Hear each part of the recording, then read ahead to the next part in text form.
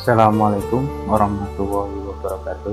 Nah, Selamat pagi para subscriber semuanya. Jumpa lagi dengan saya di pembahasan kita tentang hukum ekonomi syariah, yaitu tentang akad muawadat muawadah. Kita di pertemuan ketiga, materi yang kedua. Baik, langsung saja kita bahas tentang akad muawadah. Silahkan bisa lihat di slide ya. Konsep akad pertukaran al-muawadat, kaidah menyatakan bahwa akad muawadat dibangun atas dasar prinsip al-masyahah. Sementara akad tabaruk itu dibangun di atas prinsip toleransi. Al-masyahah dari kata asyuh yang artinya pelit. Kalau dengan pelit itu berarti asyuh, pelit. Nah, dalam fikih muamalah maliyah, muamalah terkait dengan harta, ini di sana ada 4 pembagian akad dilihat dari objeknya. Ya, yang pertama itu ada akad muawadat.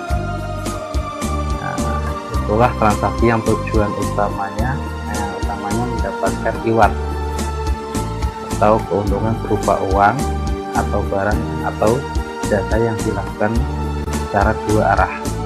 Dan pengertian akad muawadat secara bahasa, akad muawadah ini berasal dari kata awada yang dalam bahasa Arab artinya tukar menukar, mengganti kerugian, membalas jasa, menebus dan memberi kompensasi. Nah, muawadah adalah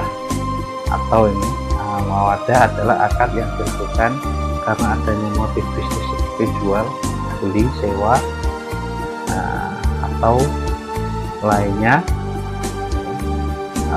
sehingga cara yang ditempuh dapat berupa pertukaran harta dengan uang atau uang dengan jasa, bisa sewa benda atau upah untuk tenaga.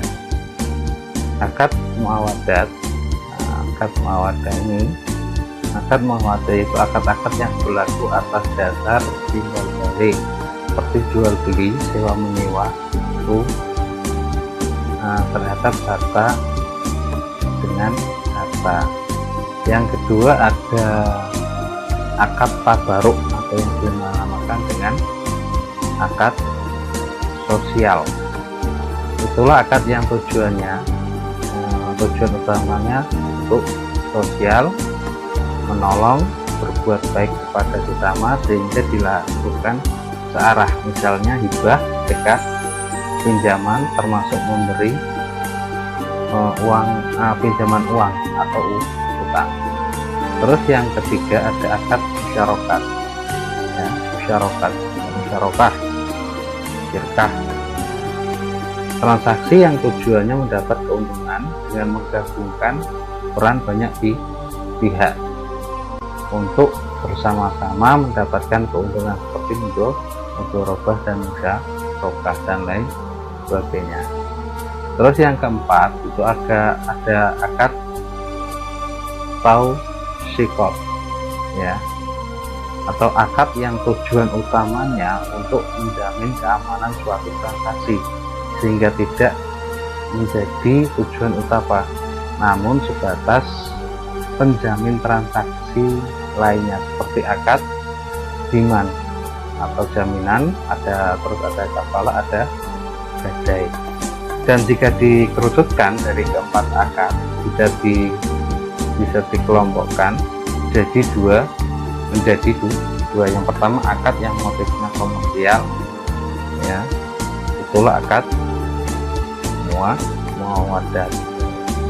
Terus kedua ada akad motifnya sosial, itulah akad tabaruk. Untuk akad yang pertama yaitu akad muawadat, prinsip penting yang perlu dikedepankan yaitu saling ridho.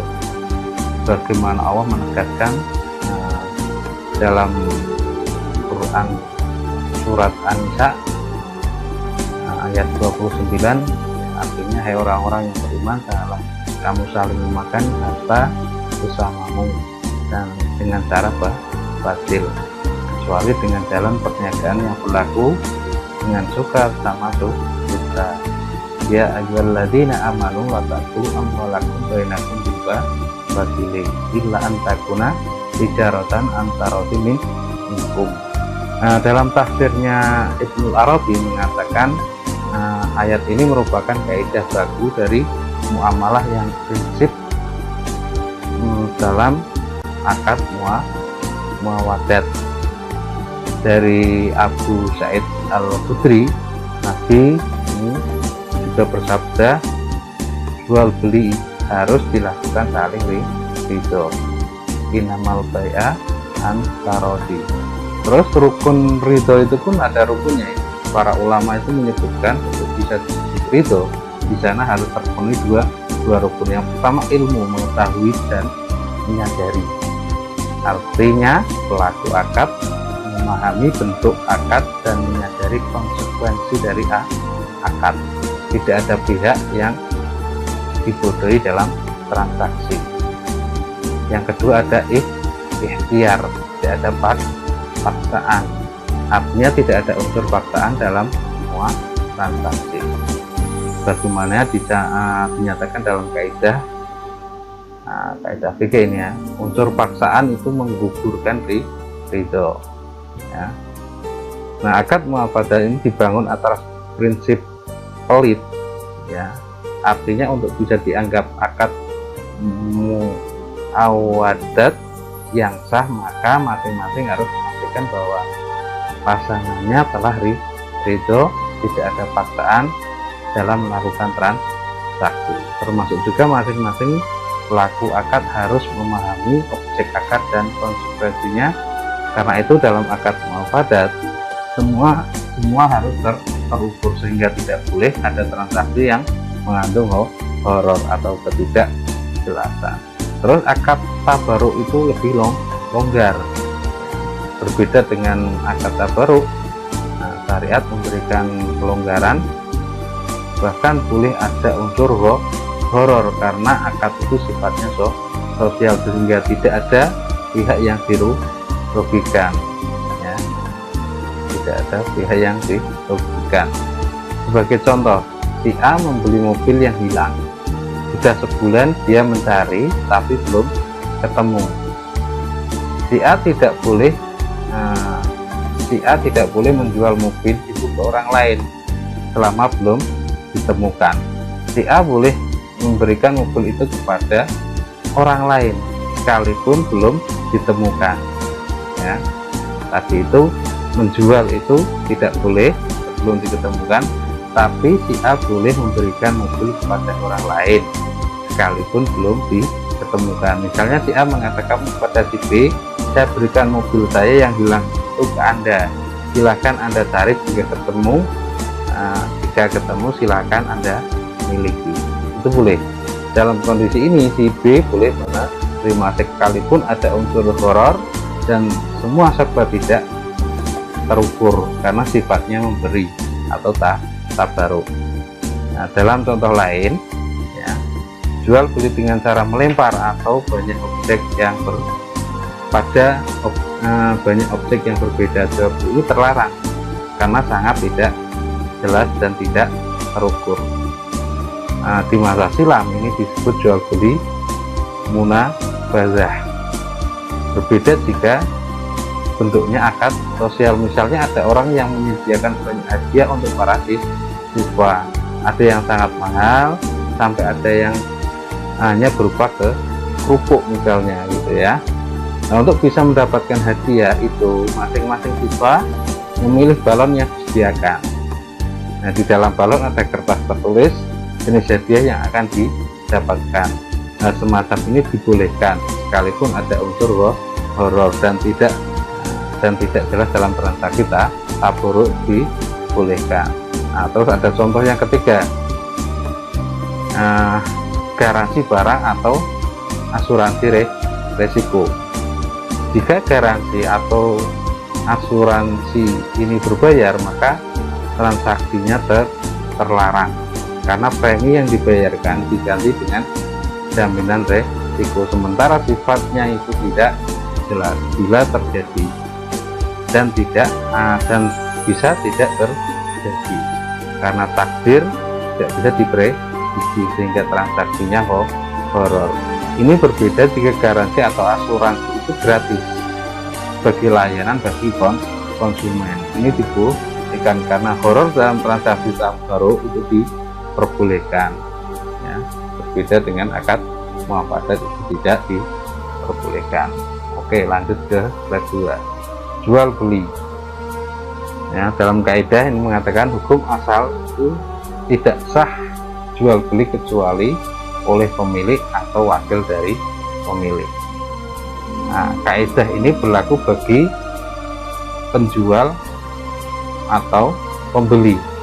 Syarat penjual berarti dia harus memiliki barang atau wakilnya, dan syarat pembeli dia harus memiliki uang atau wakilnya. Kaidah ini hubungannya dengan menjaga hak orang lain karena harta milik orang lain tidak boleh diganggu, apalagi ditransaksikan tanpa izin pemilik. Nah, istilah wakil, ya, wakil mengatakan wakil. Istilah wakil bagi pemilik dalam transaksi itu yang pertama, orang yang dipasrahi mengelola harta dari orang yang hidup dan sudah dewasa. Istilahnya diistilahkan dengan wakil. Nah, orang yang dipasrahi mengelola harta dari anak kecil, baik itu anak yatim atau bukan, diistilahkan dengan wali. Orang yang dipasrahi mengelola harta yang ketiga dari orang yang meninggal sebagai pemberi warisan atau melunasi hutang dan lain sebagainya, yang diistilahkan dengan wasi atau orang yang diberi wasiat, ya. Terus yang keempat, orang yang diamanai untuk mengurus wakaf baik dari pemerintah atau dari pemiliknya disebut nadir wakaf, ya. Terus ada hadis Hakim bin Hazm radhiyallahu anhu, salah satu hadis yang banyak dijadikan acuan dalam kajian fikih muamalah adalah hadis Hakim bin Hizam, ya. Beliau pernah bercerita, aku pernah bertanya kepada Nabi, aku sampaikan ada orang yang mendatangiku memintaku untuk menyediakan barang yang tidak aku miliki, bolehkah saya membeli barang itu di pasar kemudian aku jual itu kepadanya? Nah, jawab Nabi, la bai'a ma laisa indak, ya, janganlah kamu menjual barang yang tidak kamu miliki. Nah, dalam riwayat lain Hakim pernah mengatakan Rasulullah SAW melarangku untuk menjual barang yang tidak aku miliki. Nah, ketika membawa hadis ini, Turmuzi mengatakan, perawi, mayoritas ulama mengamalkan hadis ini karena mereka membenci seorang penjual yang tidak dia miliki. Transaksi yang tidak sejalan dengan kaidah, ya. Terdapat beberapa transaksi jual beli yang barangnya tidak dimiliki penjual ketika akad, namun transaksi ini dibolehkan syariat. Yang pertama yaitu bai'ah as-salam. Dalam jual beli salam, pembeli membayar uang tunai di muka, sementara barang diserahkan penjual secara tertunda, sehingga ketika transaksi salam terjadi, penjual sama sekali tidak memiliki barang yang dia jual. Dan jual beli salam dibolehkan dengan sepakat ulama berdasarkan dari hadis Ibnu Abbas radhiyallahu anhu. Nah, itu Nabi bersabda, siapa yang melakukan transaksi salam untuk kurma, maka hendaknya ditentukan takarannya, timbangannya, dan waktunya. Terus Ibnu Munzir menukil adanya ijma tentang hukum transaksi salam. Ulama yang kami ketahui sepakat bahwa jual beli salam itu dibolehkan. Ini dalam Al-Mughni ya, ada.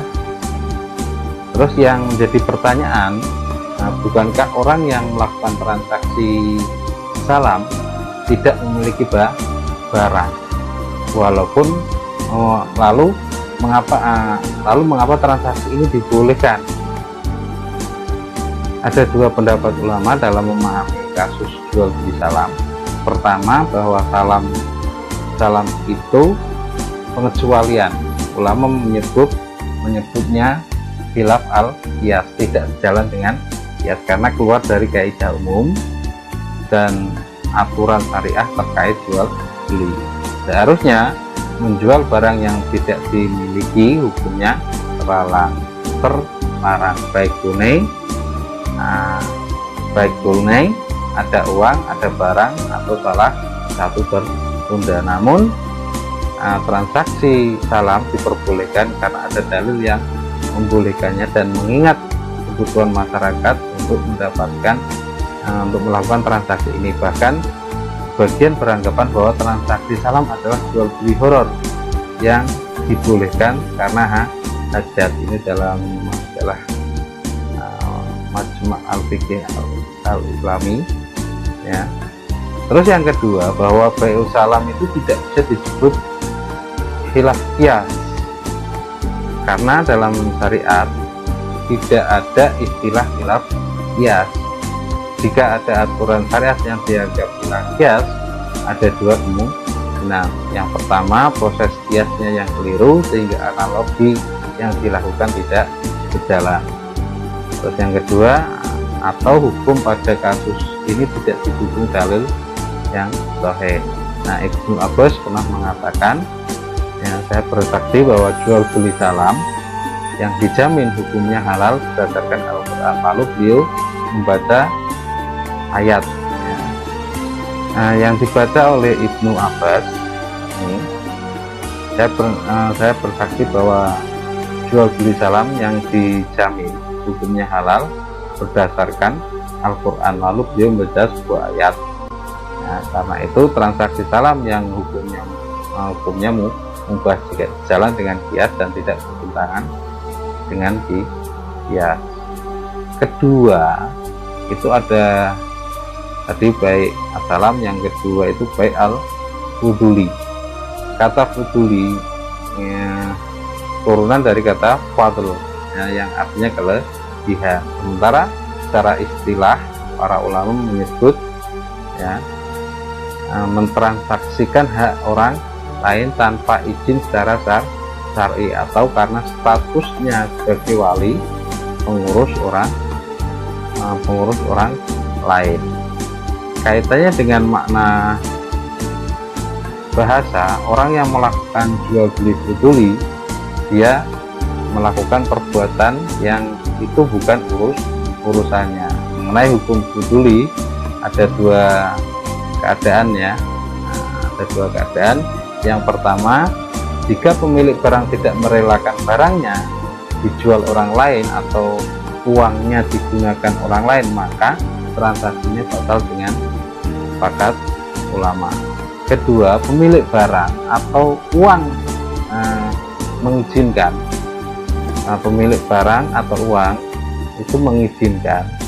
Untuk kasus kedua, apakah transaksinya sah? Ada dua pendapat ulama. Yang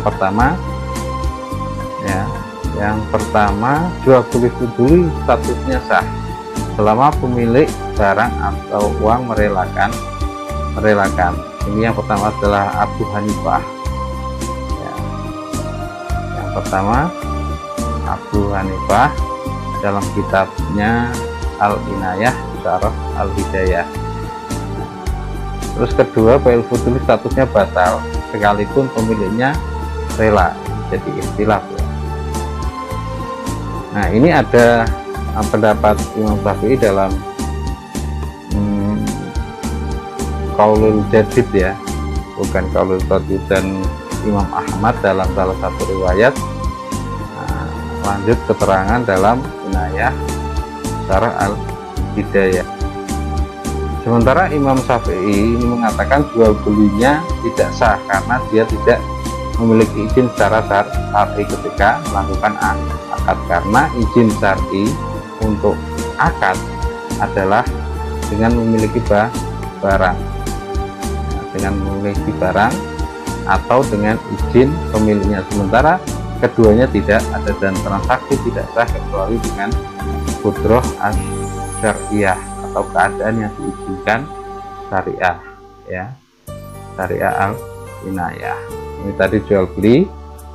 Nah, kita masuk ada konsep akad percampuran. Konsep akad percampuran, natural uncertainty contract atau natural atau teori percampuran adalah kontrak atau akad dalam bisnis yang tidak memberikan kepastian pendapatan atau restu, baik dari segi jumlah, amount, atau waktu timingnya. Nah, tingkat return dalam teori percampuran ini tidak bisa kondisi positif, negatif, bahkan tingkat return dalam teori percampuran ini bisa kondisi positif, negatif, bahkan 0. Nah, bisnis tidak memberikan kepastian pendapatan baik dari segi ini tadi akad percampuran. Yang kedua, selanjutnya ada tingkat return dalam teori percampuran ini bisa negatif atau positif atau 0. Dalam kontrak jenis ini ya, pihak-pihak yang berinvestasi ini saling mencampurkan asetnya, baik aset real aset maupun finansial aset menjadi satu kesatuan, dan kemudian menanggung risiko bersama-sama untuk mendapatkan keuntungan. Maka di sini keuntungan dan kerugian ditanggung bersama. Oleh sebab itu, kontrak dengan jenis ini tidak memberikan kepastian pendapatan baik segi jumlah maupun waktu. Terus akad yang termasuk dalam jenis ini adalah akad musyarakah ya. Terus lanjut, nah kita masuk ke musyarakah atau bisa disebut syirkah atau syarikah atau syirkah atau kemitraan. Secara bahasa bisa dikatakan dengan ikhtilat atau percampuran atau persekutuan dua orang atau lebih, sehingga antara masing-masing sulit dibedakan dan tidak dapat dipisahkan. Nah, menurut Adi Warman Karim, aplikasi dalam teori percampuran itu terdapat dua pilar. Yang pertama, objek percampuran dari sisi fikih dapat dibedakan menjadi jenis objek percampuran, yaitu ain, real, aset berupa barang dan jasa. Yang kedua ada dain, ya, dain finansial, aset berupa uang dan surat berharga. Terus yang kedua, waktu percampuran dari segi waktunya, bagaimana dalam teori pertukaran fikih juga membedakan dua waktu percampuran, yaitu nakdan atau immediately, immediate delivery, atau yakni penyerahan saat itu juga segera ya. Terus ada ghairu nakdan atau deferred delivery, yakni penyerahan kemudian. Nah, musyarakah berasal dari kata syirkah yang berarti percampuran. Para ahli fikih ini mendefinisikan sebagai akad antara orang-orang yang berserikat dalam modal maupun keuntungan. Hasil keuntungan dibagikan sesuai dengan kesepakatan bersama di awal sebelum melakukan usaha, sedangkan kerugian ditanggung oleh proporsional sampai batas modal masing-masing, sehingga secara umum dapat diartikan patungan modal usaha, dengan bagi hasil menurut kesepakatan. Terus hal ini jelas dapat dikatakan bahwa musyarakah merupakan teori percampuran karena ada campur tangan antara beberapa pihak di dalam melaksanakan kegiatan usaha untuk memperoleh keuntungan. Nah, konsep musyarakah jika dilihat dalam perkembangan Islam dapat dikatakan sebagai bentuk kerjasama usaha di dalam suatu kegiatan tertentu dengan menggunakan prinsip bagi hasil. Ya, lanjut. Masih di musyarakah ya. Selanjutnya dari segi objek percampurannya ini dapat diidentifikasi 3 jenis percampuran, yaitu percampuran berdasarkan percampuran real asset ain dengan real asset, ain dengan ain. Percampuran antara ain dengan ain dapat terjadi misal pada kasus ketika konsultan perbankan syariah bergabung dengan konsultan information teknologi untuk mengerjakan proyek sistem informasi bank, bank syariah jet misalnya, ya. Dalam kerjasama bentuk ini tidak terjadi percampuran modal dalam arti uang, namun yang terjadi adalah percampuran keahlian atau keterampilan dari pihak-pihak yang bersepakat. Nah, bentuk percampuran seperti ini disebut dengan syirkah abdan. Terus yang kedua ada percampuran ain dengan dain. Percampuran antara ain real asset dengan dain finansial aset dapat mengambil beberapa bentuk diantaranya, ya. Diantaranya yang pertama ada syirkah mudharabah, ya, syirkah mudharabah. Dalam kasus ini uang, finansial aset dicampur dengan jasa atau keahlian real aset. Hal ini terjadi ketika ada seorang pemilik modal A yang bertindak sebagai penyandang dana memberikan sejumlah dana tertentu untuk dipakai sebagai modal usaha kepada orang yang memiliki kecakapan untuk berbisnis. Nah, di sini si A ini memberikan dain atau uang finansial aset, sementara B memberikan ain jasa atau keahlian real aset. Terus yang kedua, yang tadi ada syirkah mudharabah, yang kedua yang B itu ada syirkah wujuh. Nah, dalam syirkah wujuh juga terjadi percampuran antara ain dengan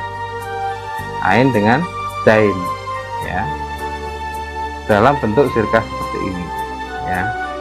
Seorang penyandang dana A memberikan sejumlah dana tertentu untuk dipakai sebagai modal usaha, dan B menyumbang reputasi atau nama baik. Terus ada yang ketiga, yaitu berdasarkan percampuran antara dain dengan dain, ya. Nah, percampuran antara dain dengan dain dapat mengambil beberapa bentuk pula jika terjadi percampuran antara uang dengan uang dalam jumlah yang sama, yaitu Rp 1000 dengan 1000 misalnya. Hal ini disebut dengan syirkah muafadah. Namun jika jumlah uang yang dicampurkan berbeda, Rp 1000 dan Rp 500 misalnya, hal ini disebut dengan syirkah inan atau percampuran dain dengan dain. Dapat juga berupa kombinasi antara surat berharga, misalkan saham PT X digabungkan dengan saham PT Y dan lain-lain. Sedangkan musyarakah menurut fatwa DSN terdapat pada nomor 8 DSN RI tahun 2000, ya, tentang pembiayaan musyarakah. Bisa dilihat dalam perlakuan akuntansi, pembiayaan musyarakah ini diatur dalam PSAK nomor 106. Oke, kita lanjut. kita masuk ke dalam mudharabah ya. Konsep mudharabah memiliki konsep dasar di dalam Al-Quran dan yang kita lihat ayatnya apa saja, terus ada hadisnya juga ya. Nah, jenis mudharabah itu ada dua. Yang pertama ada mudharabah mutlaqah ya, atau general investment. Nah, jenis mudharabah mutlaqah atau general investment untuk kerjasama antara sohibul mal dan mudharib yang cakupannya sangat luas dan tidak dibatasi oleh spesifikasi usaha, waktu, dan daerah bisnis. Ada batasannya. Dalam perbankan, jenis ini diterapkan pada produk pendanaan dan pembiayaan. Pada sisi pendanaan seperti giro, tabungan, deposito, terus ada bank berfungsi sebagai mudharib yang akan mengelola dana tersebut ke dalam bentuk pembiayaan. Terus yang kedua ada mudharabah muqayyad atau special investment, bentuk kerjasama antara sohibul mal dan mudharib yang cakupannya dibatasi. Dalam perbankan, jenis ini diterapkan dengan dua cara, yaitu on balance sheet dan off balance sheet. Nah, berbicara tentang syirkah atau musyarakah dan mudharabah, maka akan berbicara mengenai tingkat bagi hasil ya. Kita pasti nanti bicara tingkat bagi hasil. Maka secara definisi, bagi hasil adalah merupakan suatu bentuk skema pembiayaan alternatif yang memiliki karakteristik yang sangat berbeda dibandingkan bunga. Sesuai dengan namanya, skema ini berupa pembagian atas hasil usaha yang dibiayai dengan kredit atau pembiayaan. Nah, skema bagi hasil ini dapat diaplikasikan baik pada pembiayaan langsung maupun pembiayaan melalui bank syariah dalam bentuk pembiayaan mudharabah dan musyarakah. Dalam kontrak bagi hasil perlu didesain suatu skema bagi hasil yang optimal ya. Nah, yakni ada cara yang secara efisien dapat mendorong entrepreneur atau debitur untuk melakukan upaya terbaik dan dapat menekan terjadinya falsifikasi ya. Lanjut, bagi hasil, bentuk dan skema, tingkat bagi hasil, kebijakan dan penentuan nisbah bagi hasil. Untuk bentuk bagi hasil itu ada profit sharing, disebut pula dengan profit and loss sharing, yang dijadikan dasar perhitungan dalam profit, yang merupakan selisih antara penjualan atau pendapatan usaha dan biaya-biaya usaha, baik berupa harga pokok penjualan atau biaya produksi, terhadap biaya penjualan, serta biaya umum dan administrasi. Profit sharing dapat diartikan sebagai sistem pembagian keuntungan yang didapat dari suatu usaha. Terus yang kedua ada gross profit sharing. Yang ketiga ada revenue sharing.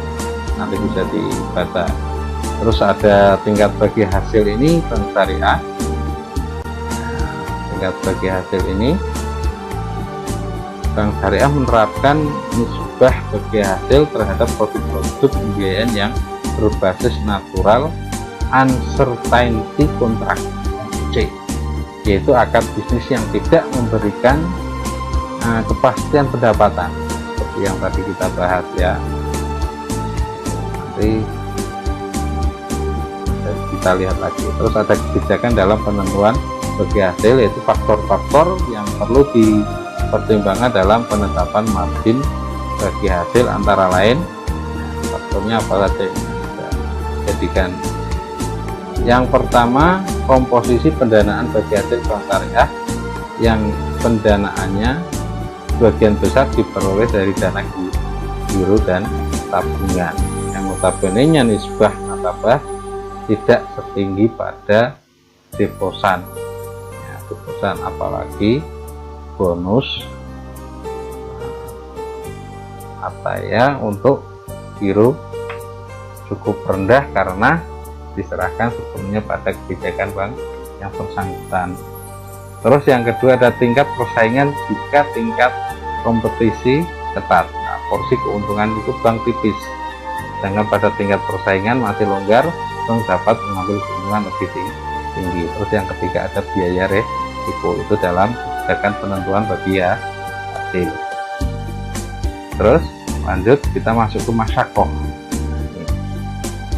Nah, cukup panjang juga ya pembahasan kita, tapi nggak apa-apa, harus kita selesaikan ya, karena ini materi ini sangat penting. Selanjutnya ada musyakoh atau menolong. Menolong itu kita tidak harus dalam bentuk akad tabaruk atau sukarela saja. Kadang menolong juga dapat berbentuk memberi pekerjaan produktif kepada penggarap yang lemah secara ekonomi agar mereka tetap menjaga kehidupan. Nah, syariat memberi tuntunan kepada mengenai syarat dan rukun tolong menolong dalam bentuk mengadakan perjanjian masyakoh. Nah, syarat dan rukun masyakoh ini kalangan Syafi'iyah ini menetapkan rukun akad masyakoh itu ada 5, tapi ada tambahan dari Ibnu Rus. Tentang itu berlakunya akad menjadi menambah rukun menjadi 6. Nah, semua rukun ini terdapat dalam teks fuqaha Malikiyah dan Hanafiyah, tetapi masing-masing dibedakan menurut dasar perinciannya. Kalangan Hanafiyah bahkan menyebut terdapat satu rukun saja, yaitu sigot akad. Namun jika diurai pada hakikatnya, ia juga memenuhi kelima rukun di atas. Sampai di sini kita jangan sampai rancu dan memahami. Yang pertama, dua orang yang saling berakad. Ya. Fuqaha Hanafiyah, Malikiyah dan Hanabilah menetapkan bahwa pihak yang bertransaksi ini wajib akil, ya, orang yang wajib akil atau berakal. Balik ya, bukan termasuk dalam bagian syarat. Balik itu bukan termasuk dalam bagian syarat sehingga anak kecil pun boleh melakukan akad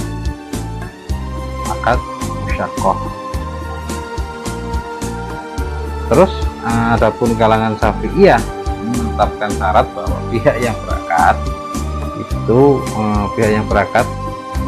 wajib terdiri dari ahlus tasyarruf, sehingga akad yang dibangun oleh akil namun belum mencapai umur balik dihukumi sebagai tidak sah. Jika memaksa terjadinya akad musyakoh, maka akad anak kecil jatuh pada wali atau orang yang mendapatkan amanah merawatnya sebagai bentuk menjaga kemaslahatan.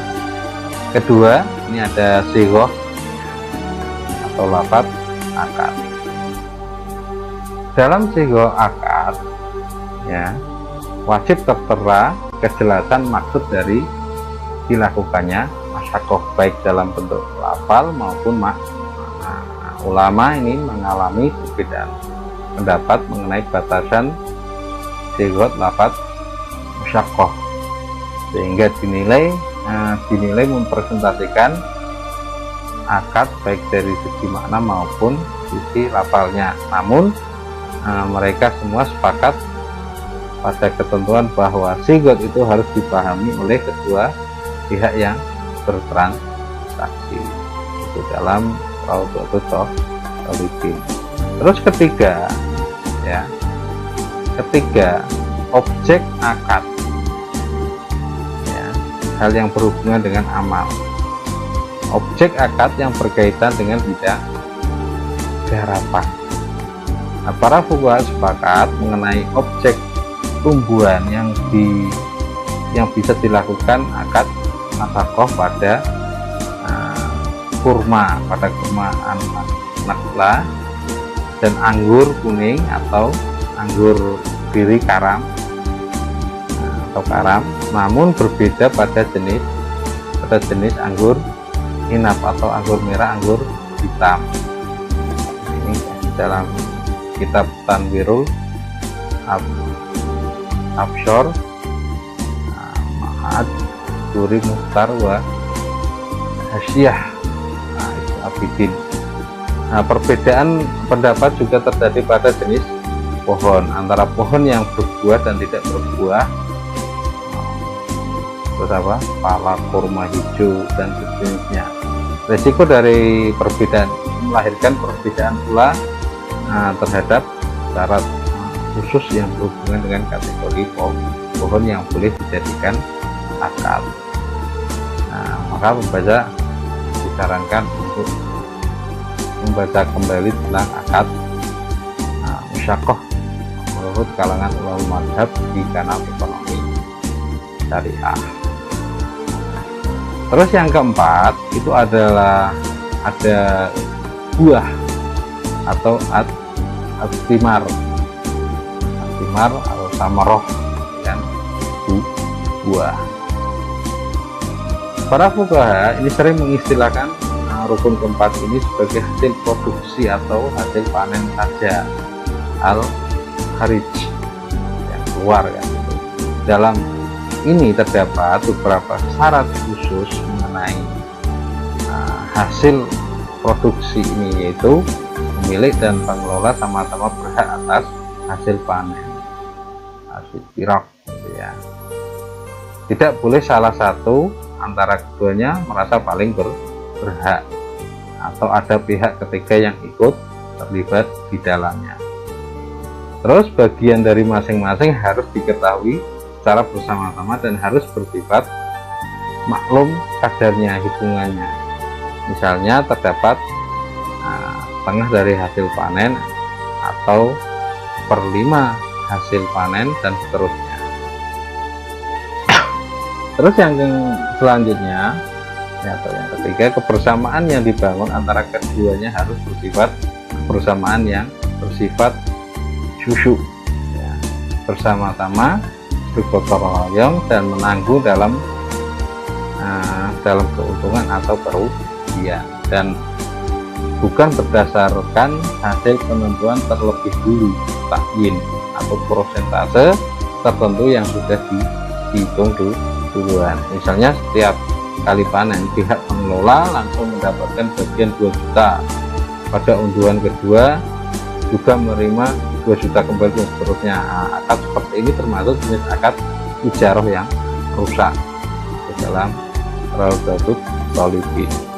Terus kelima, ya, kita lihat kelima, terdapat 3 yaitu tentang bidang garapan atau pekerjaan atau amal, ya.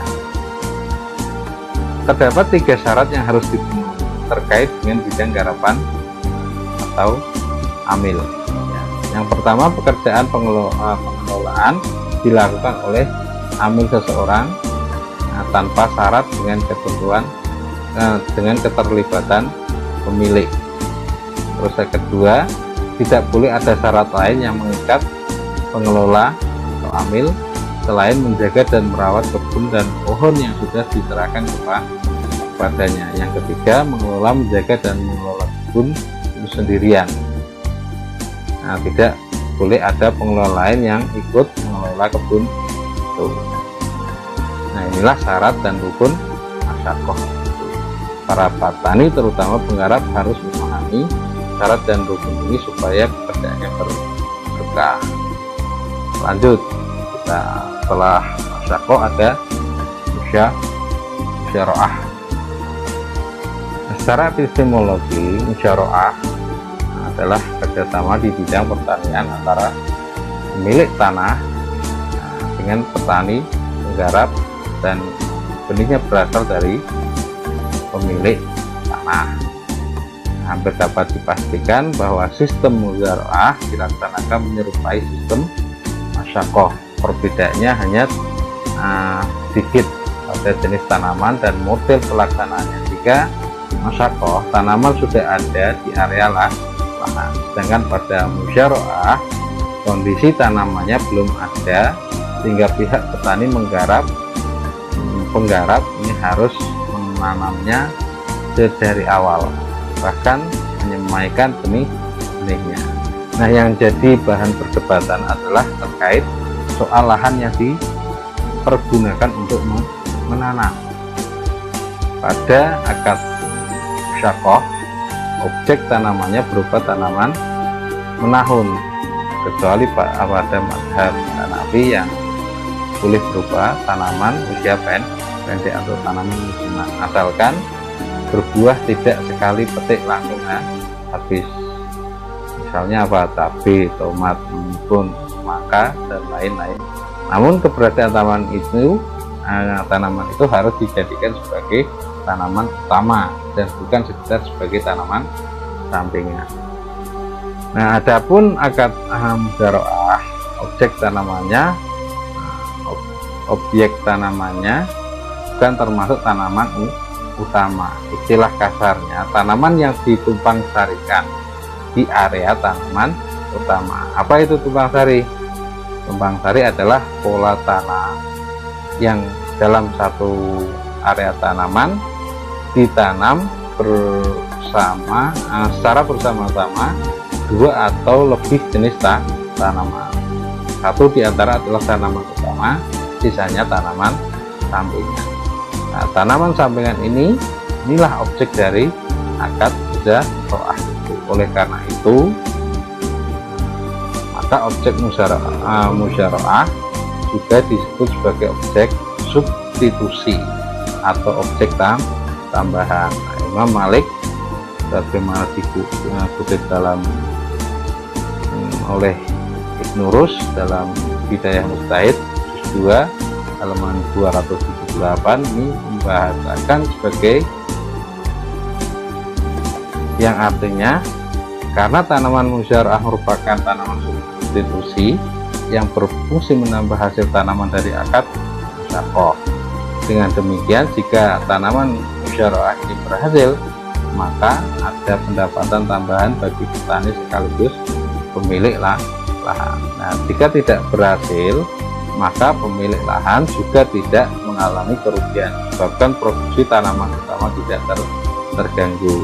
Karena objek muzaroah adalah objek substitusi atau bahkan tambahan atau sisipan, maka syarat utama yang harus dipenuhi terkait dengan jenis tanamannya adalah tanaman substitusi tidak boleh berupa jenis tanaman yang merugikan tanaman utama. Ini adalah kunci utama dalam memahami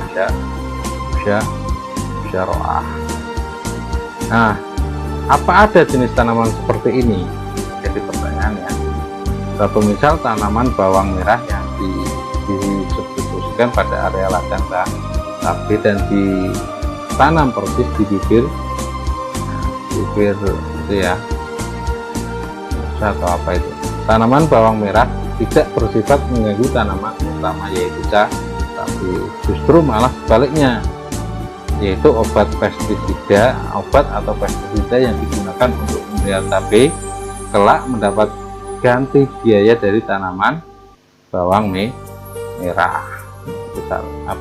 Menguntungkan gitu ya, karena objek tanamannya harus berupa tanaman substitusi sehingga harus ada tanaman utamanya, maka praktek muzaroah ini tidak berlaku bagi area yang belum ada tanamannya sama sekali atau kosong. Nah, dilihat dari sudut fikih, jika ada seorang pemodal hendak menanami area yang kosong milik petani lain, maka diisyaratkan harus adanya akad sewa menyewa atau ijarah. Yang disewa adalah lahan tempat menanam itu. Nah, dalam ketentuan akad sewa menyewa lahan, maka syariat menggariskan yang pertama harus ada harga sewa yang maklum diketahui bersama. Kedua, harus ada kesempatan kapan berakhirnya akad sewa tersebut. Tidak boleh menerapkan akad sewa menyewa dengan harga sewa berupa nisbah bagi hasil panen seperti setengah 1/3, 1/4, 1/5 dan seterusnya boleh ya. Nah, pemberi harga sewa berupa nisbah bagi hasil panen adalah sama dengan menerapkan akad ijarah ya, yang akan sama dengan penerapan akad ijarah, akan tetapi harga sewa rumah maklum tidak diketahui atau majhul. Nah, akad seperti ini disebut dengan akad fasid. Ketentuan bagi hasil pada musyara'ah shahihah. Maksud dari musyara'ah shahihah adalah akad ini diambil suatu ketentuan yang dibenarkan oleh syariah. Objek tanaman yang jadi garapan adalah tanaman seperti atau tambahan. Nah, ciri utamanya berupa adanya tanaman pokok di area tanaman itu yang dikerjakan di akad musyaqqah ya. Terus tanaman utama memiliki jenis tanaman yang tidak sekali panen langsung habis, karena menanam pasti membutuhkan jasa adanya lahan, maka dalam hal ini keberadaan manfaat lahan atau jasa lahan harus dihitung sebagai modal. Itulah sebabnya akad musyara'ah juga disebut dengan akad syirkah atau akad kerja sama, yang berarti dalam hal ini kedua orang saling berakad harus sama-sama mengeluarkan modal, dan modal itu menghendaki percampuran atau halat ya. Nah, modal dari pemilik lahan adalah harga harta manfaat dari lahan yang tidak ditanami itu. Untuk itu, jika menghendaki adanya syirkah tersebut adalah mengikuti model syirkah inan yang dibolehkan dalam mazhab Syafi'i. Maka nilai manfaat dari lahan ini harus dapat dihitung dengan besar harga atau qimah. Untuk itu pula proses penghitungan ini harus ada proses penetapan nilai yang disepakati atau takdim. Hal yang sama juga berlaku untuk pemodal atau robul mal modal yang dikeluarkannya harus dapat dikalkulasi dengan rupa uang atau nakdin atau qimah, benih tanaman, pestisida, upah pekerja, pupuk yang kelak dimasukkan dan dipergunakan harus dapat dikalkulasi sebagai uang. Nah, mengapa? Karena dalam syirkah inan semua modal harus berupa barang yang sejenis sehingga mudah ditentukan nisbahnya. Jika nisbah modal masing-masing adalah komposisinya 3/4 misalnya, maka demikian pula dengan bagi hasilnya, yaitu komposisi 3/7 untuk petani dan 4/7 untuk pemilik lahan, atau sebaliknya ya, atau juga dengan nisbah yang lain. Sekali lagi yang dicatat adalah bahwa nisbah bagi hasil tersebut ditetapkan berdasarkan nisbah taksiran besaran modal yang dikeluarkan masing-masing. Nah, pendapat ini sudah masyhur di kalangan mazhab Syafi'i dan dijelaskan dalam bab syirkah inan.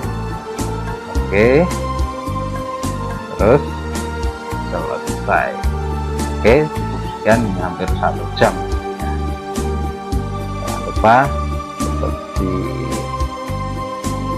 belajar, jangan lupa ya jaga kesehatan walaupun kita kuliah online. Semoga dapat dipahami penjelasan yang lumayan panjang ini dari saya.